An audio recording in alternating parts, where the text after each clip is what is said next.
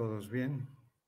Bueno, vamos a dar inicio a la última clase que les toca conmigo sobre abdomen agudo, ¿ya? Bien, el abdomen agudo en primera instancia tiene múltiples causas que las voy a ir detallando a medida de que avancemos en el tema. Pueden existir desde causas no quirúrgicas, o sea, el abdomen agudo médico, y el abdomen agudo quirúrgico, que es en este caso el que vamos a desarrollar. Dentro de las causas hay varias ellas que producen desde hemorragia, infección, perforación, obstrucción y isquemia, que siguen el detallado, la clasificación que a continuación les voy a dar. Pero en primera instancia deberían ustedes conocer a qué se llama o a qué se define un abdomen agudo. De las múltiples definiciones, hay algunas que se acercan un poco a ser más concisas que en relación a otras. Entre las que he encontrado, indican de que se trata de un síndrome de origen múltiple, inespecífico, progresivo y potencialmente mortal, y la evolución de los síntomas varía desde algunos minutos hasta horas y en ocasiones semanas, pero no hay abdomen agudo que pueda durar más de una semana porque directamente ese paciente va a terminar en la muerte, porque el abdomen agudo quirúrgico que hoy en día estamos viendo es de rápida evolución y su tratamiento principal es el área de cirugía, coadyuvado con un tratamiento médico. Y si no se realiza la cirugía en el tiempo adecuado, este conlleva bastante morbo y mortalidad. Los abdómenes agudos ocasionan alteraciones locales y sistémicas que dependen de la causa etiológica y su etapa evolutiva. Y como les mencionaba, van a requerir de un diagnóstico y tratamiento oportuno y resolutivo en forma inmediata, resaltado con negrillas.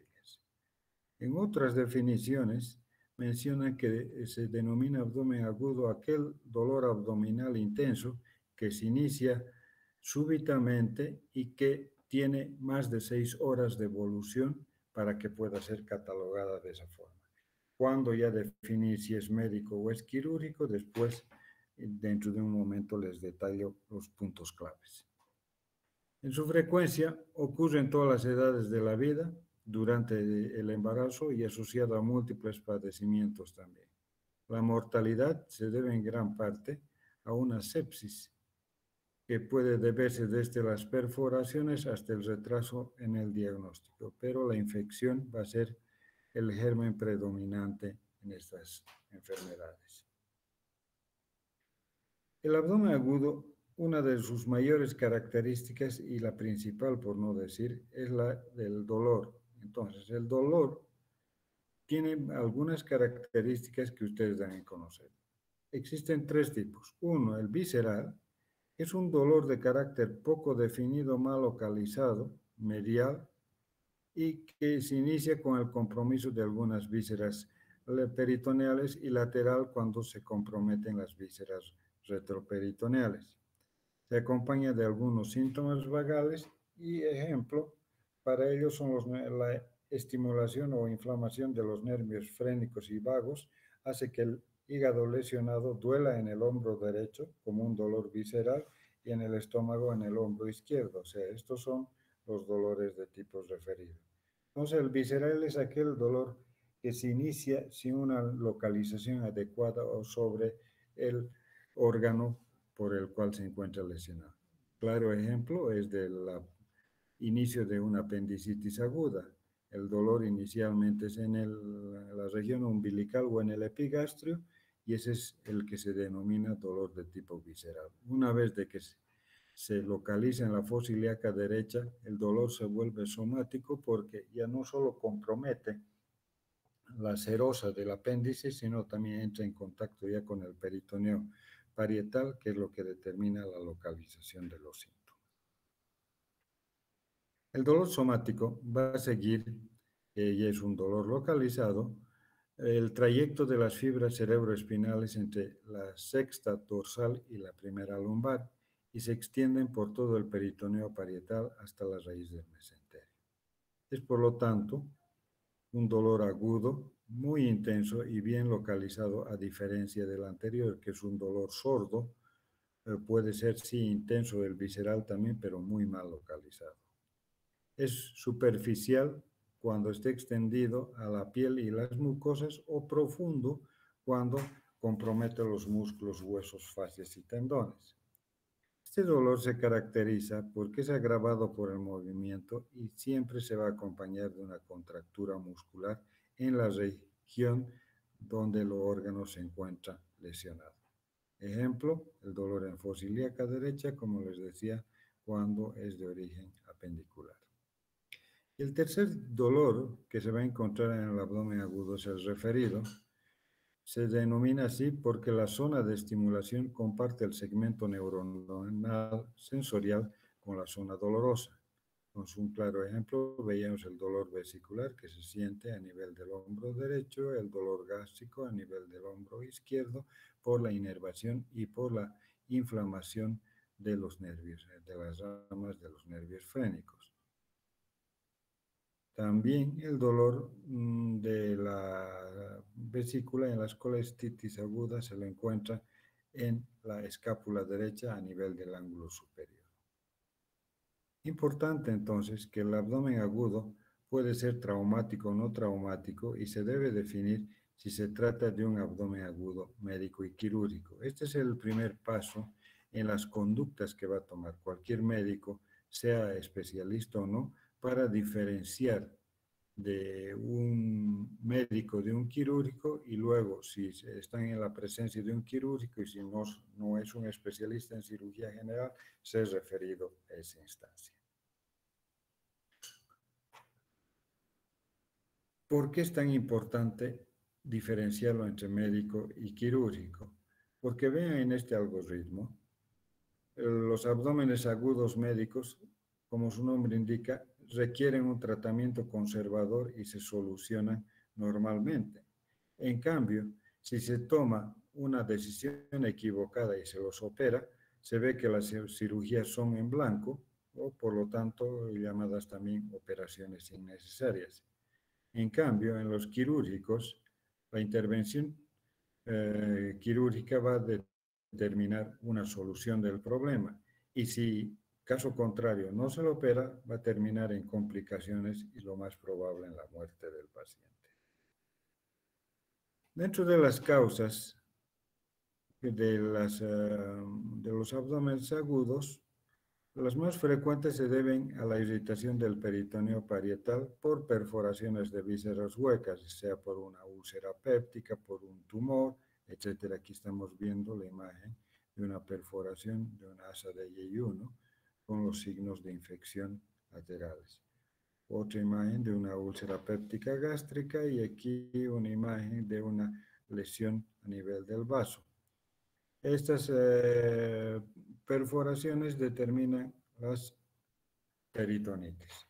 Otras de las comunes que se tiene entre las de causa inflamatoria son la apendicitis, la colecistitis, la diverticulitis y la pancreatitis. Para aquellos no están muy familiarizados, la diverticulitis es nada más que la inflamación de un divertículo colónico que determina la formación de abscesos, y la pancreatitis ya lo conocen, que es la inflamación del páncreas.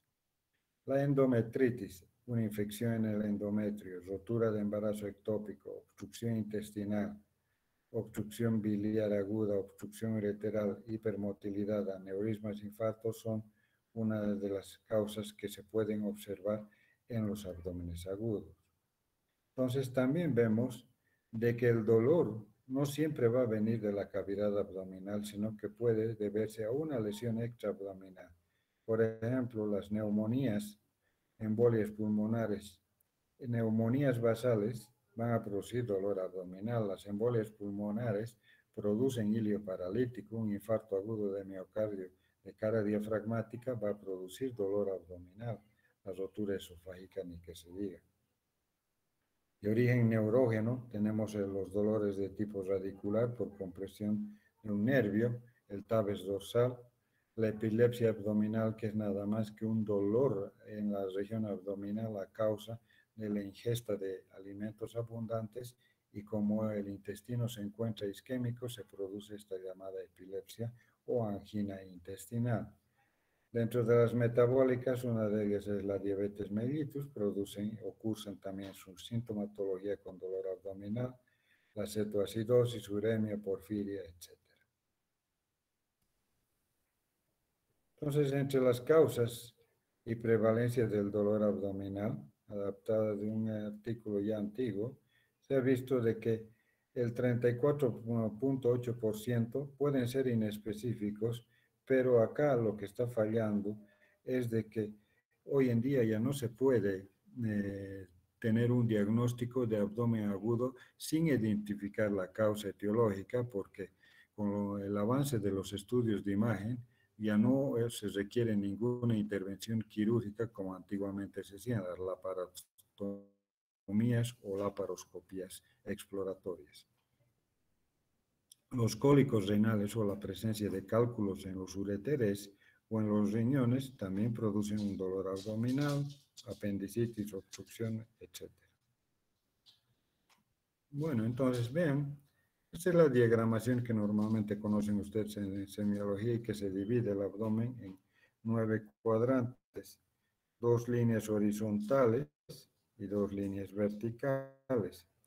Y esta es la localización o referencia de más o menos la inflamación y la lesión de un órgano, en qué cuadrante generalmente va a tomar. Si es en los hipocondrios, derecho, izquierdo, epigastrio, mesogastrio, hipogastrio, flancos o fosas ilíacas.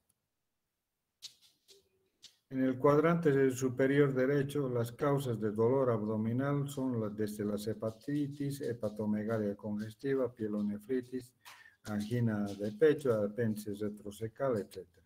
En el cuadrante superior izquierdo, rotura de vasos, úlcera gástrica, perforación, y en el epigastrio, etc.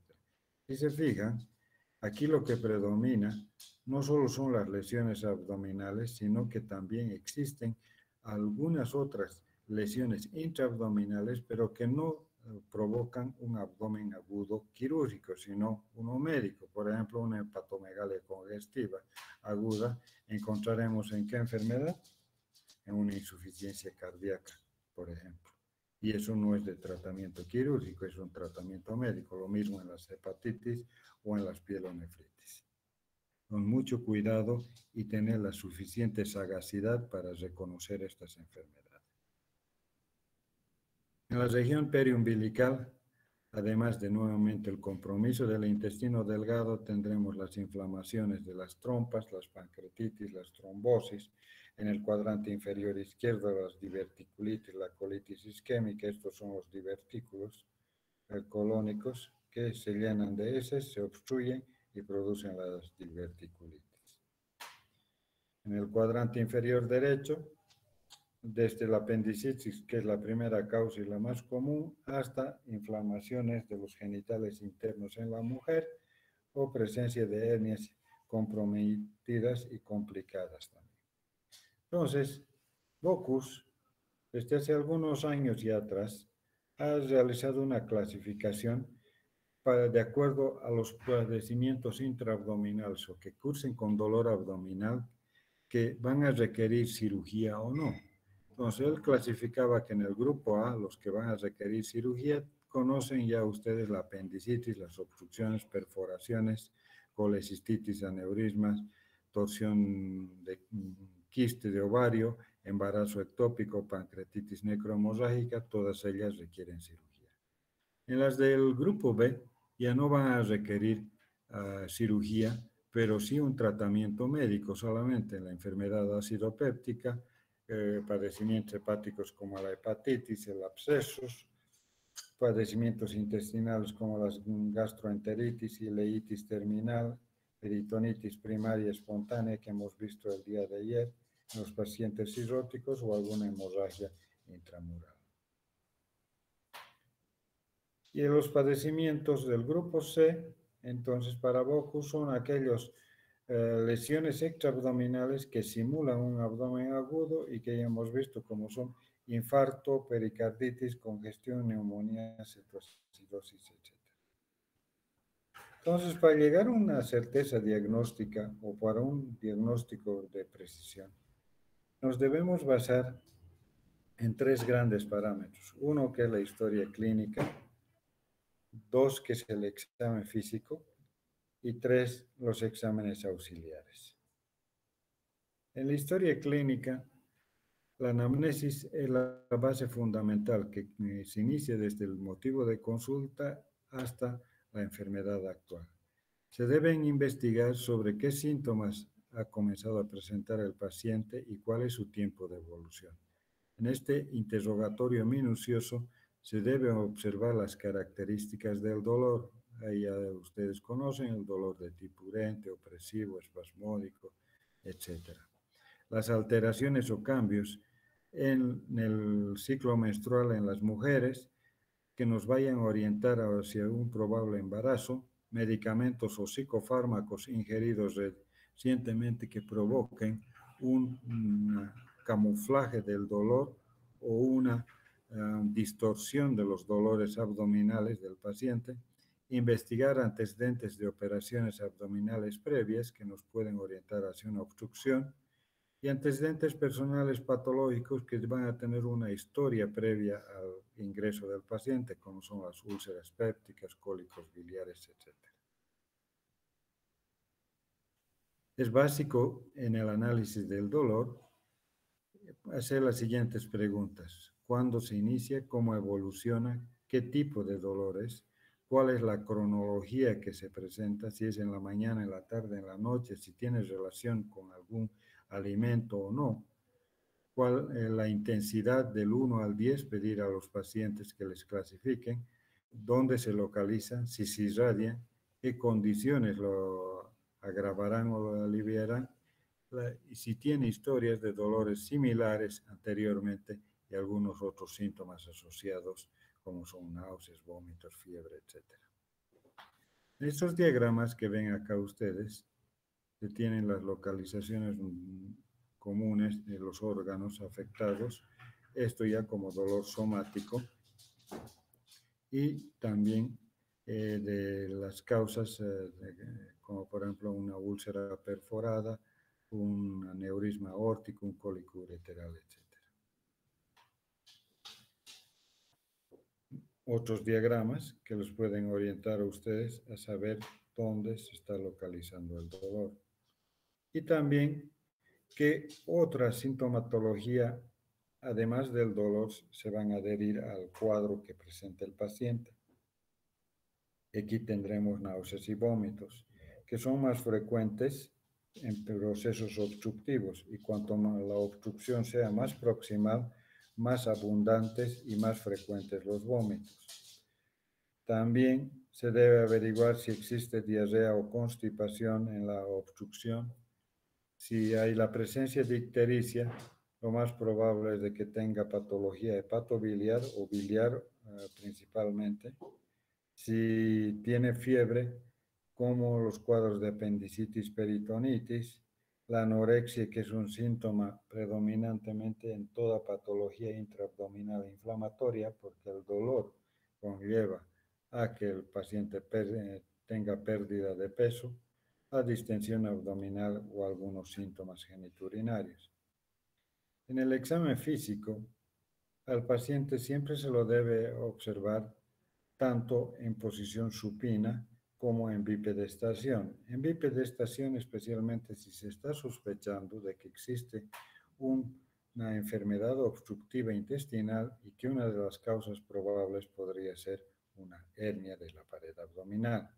De pie, el paciente por gravedad hace mayor esfuerzo y esto se nota en vez del decúbito dorsal que pueden introducirse en la cavidad abdominal y desaparecer y no ser perceptibles para el ojo humano.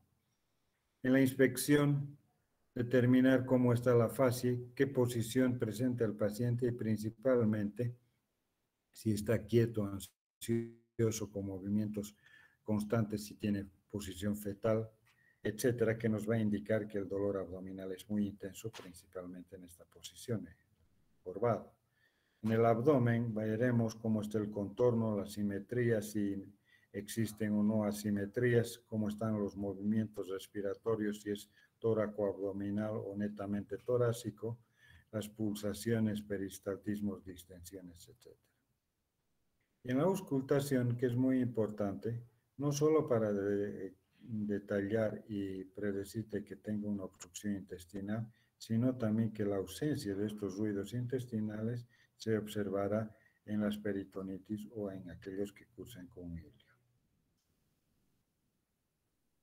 En el examen físico, la percusión permitirá desencadenar cierto dolor cuando se percute en la zona, pero la palpación probablemente es el examen más importante dentro de la semiología abdominal, no solo para la superficial y la profunda, para ver la sensibilidad o detectar masas, sino porque aquí vamos a tener el signo de Bloomberg, que es el más importante y que va a determinar que sea ese abdomen de tipo quirúrgico.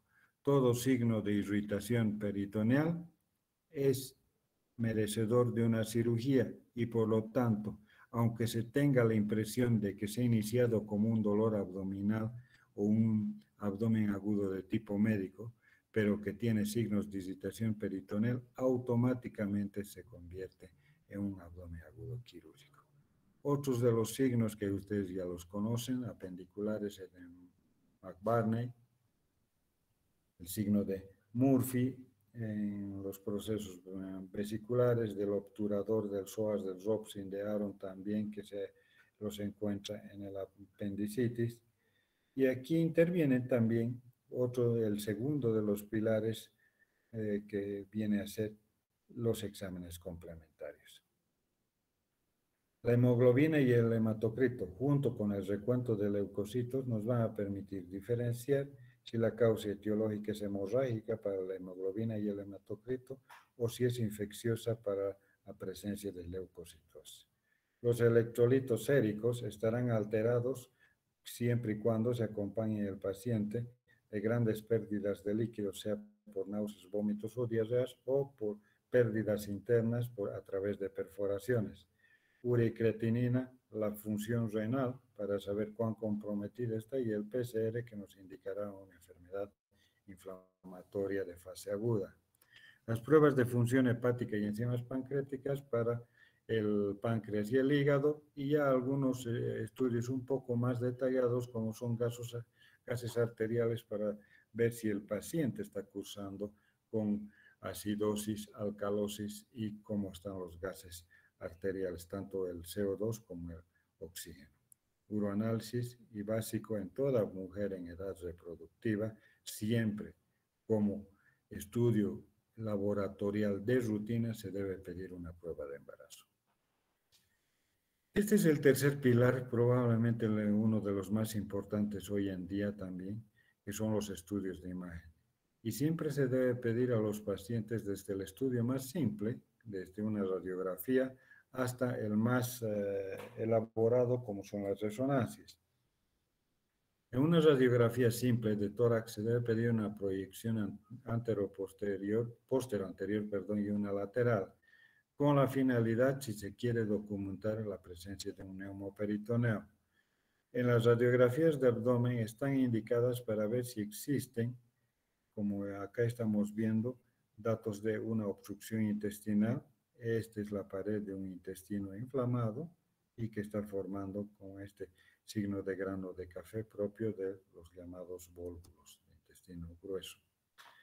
También la ecografía es muy importante porque no solo ya hoy en día detecta con la presencia de líquido libre en la cavidad o cómo están evaluadas la vesícula y la región hepática, sino también, de acuerdo a desde hace algunos años, en el EcoFast ya se está documentando la presencia de aire a nivel de la cavidad abdominal y detectada por la ecografía.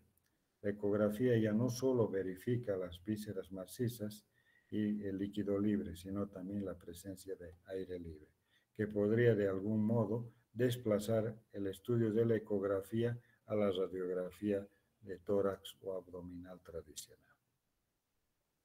La tomografía, y es un estudio más avanzado, que requiere un hospital más implementado, pero que es excelente en cuanto a detallar el tipo de lesiones que tiene y con mayor razón si se utiliza contraste en este estudio, porque una tomografía simple no va a detallar también como una contrastada. Aquí están viendo, por ejemplo, el estómago con el contraste y parte del duodeno, por cómo se está yendo. Este es el páncreas, su cabeza, su cuerpo y su cola, los riñones, las vértebras, la aorta, los músculos psoas, el hígado. Aquí estamos viendo la vesícula biliar y este lado haces intestinales. Otros estudios que ayudan mucho también en el abdomen agudo es la angiografía y la resonancia magnética. La resonancia magnética probablemente hoy en día es uno de los mejores estudios para identificar con precisión la causa etiológica. Su enorme desventaja es de que no hay disponibilidad en todos los hospitales, sus altos costos y que puede haber pérdida de la calidad de imagen por los movimientos intestinales o si el paciente tiene alguna placa metálica en su interior que va a distorsionar la imagen. La laparoscopía exploratoria en cierta forma ha sustituido la laparotomía exploratoria porque se ha vuelto no solo diagnóstica, también terapéutica.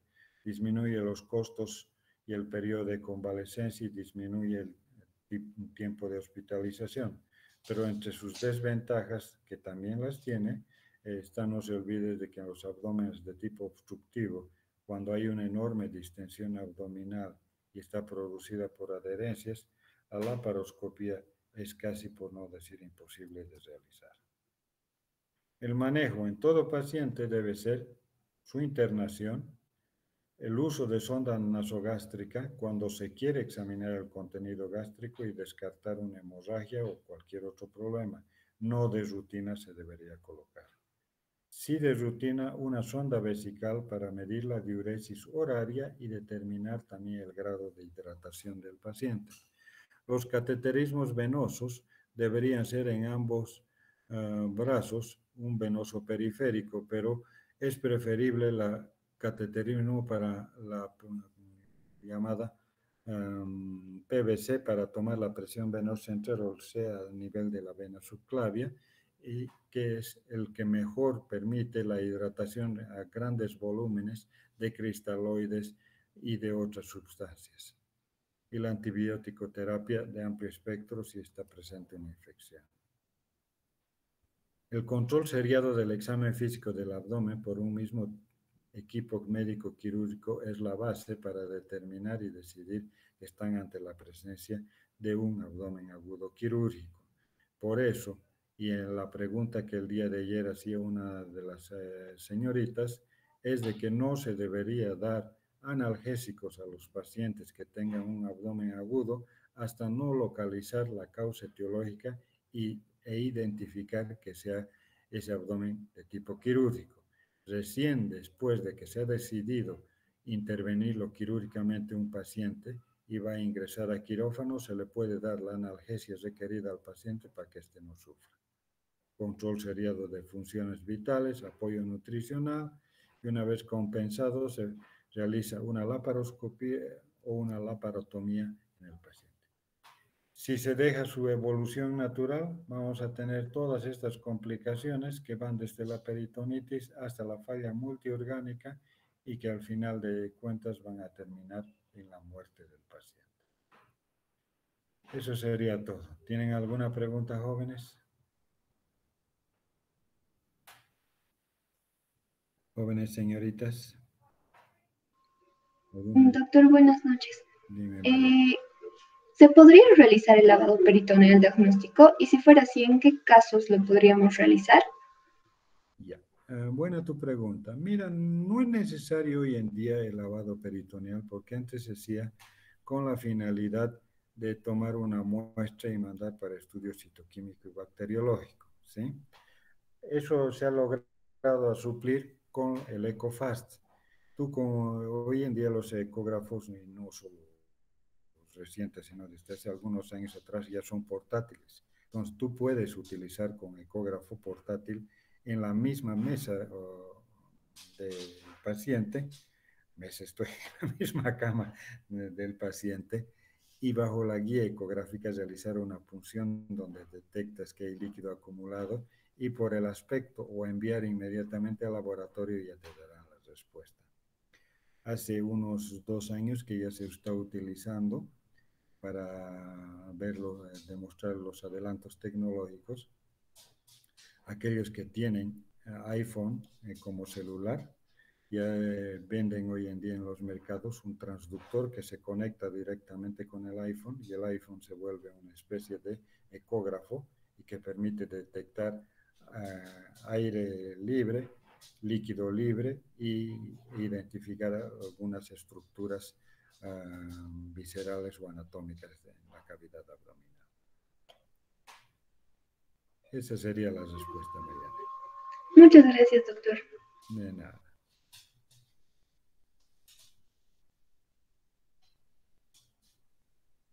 ¿Quién más tiene alguna duda?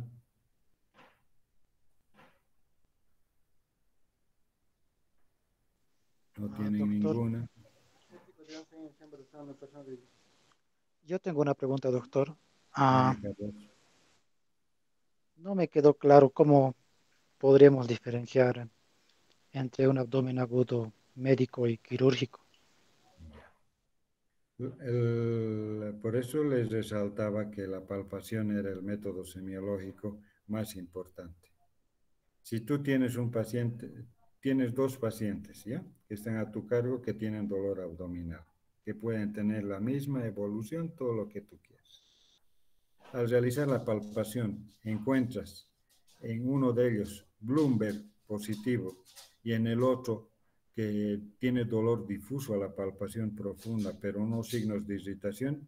El signo de irritación es el que te indica y te autoriza a que tú lo tomes como un abdomen agudo quirúrgico y debas entrar a reintervenir.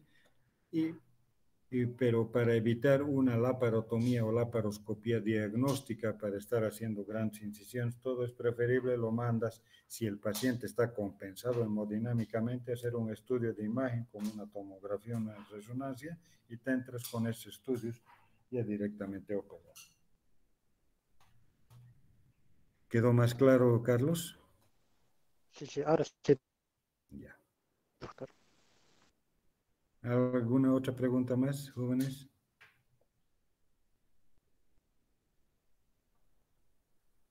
Bueno, chicos, espero de que les haya servido de mucho o de poco la información que les haya transmitido y de que ustedes tengan ya una idea de lo que se trata del abdomen agudo.